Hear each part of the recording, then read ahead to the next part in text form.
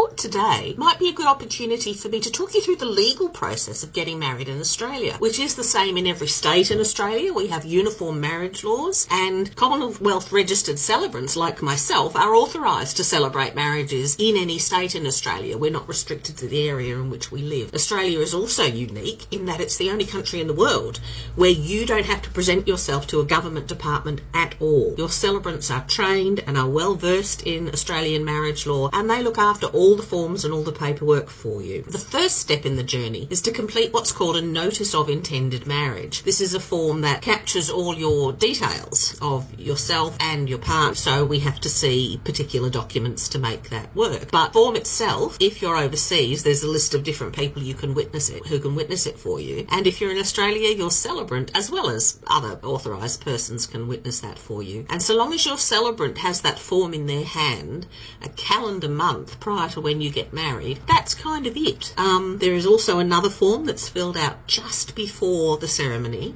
or as close as possible to the ceremony. I tend to do that with my couples at our last planning meeting or rehearsal, which is usually in the last week to 10 days. That form is called the Declaration of No Legal Impediment to Marriage. And what that form is like a modern equivalent of when you see on the television a celebrant or a minister standing up and saying, does anyone know of any reason why this couple can't be married? Well, we don't do that because but the form is the legal way of you telling me that there is no reason why you can't be married.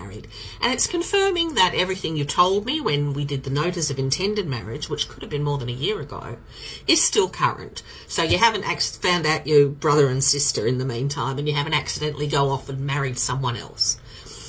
And then on the day, your ceremony can take whatever form you like, providing a few legal words are said in the right order. But on the day, we fill out 2 copies of your official certificate of marriage and one of a marriage certificate that you get to keep as a commemorative keepsake from the day. That's signed by myself, by the couple who are getting married, and 2 witnesses who have to be adults over 18. But that is the only stipulation. Now, the certificate you get to take away with you is this one.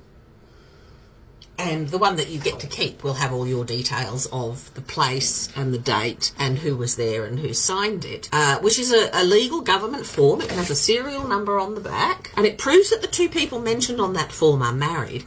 But it doesn't prove that you're those 2 people, which is where the official certificate of marriage comes in, because that has other identity affirming details on, like date and place of birth and things like that, which most celebrants will at least order from the department for you when they're registering the marriage. I include the cost of that certificate, which runs to, well, if you're in Australia, it runs to about $65, including postage. Postage overseas obviously is a little bit higher, but I have that built into the cost of my services so that you don't have to worry about a little hidden extra when it's all over and done with if you want your certificate, and you don't have to worry about ordering it because I will take care of that when I register the marriage for you. There's a lot of information, so you may want to save this if you're thinking of getting married in Australia, and if you would like any more advice on how to go about doing that, please hit me up in the DMs.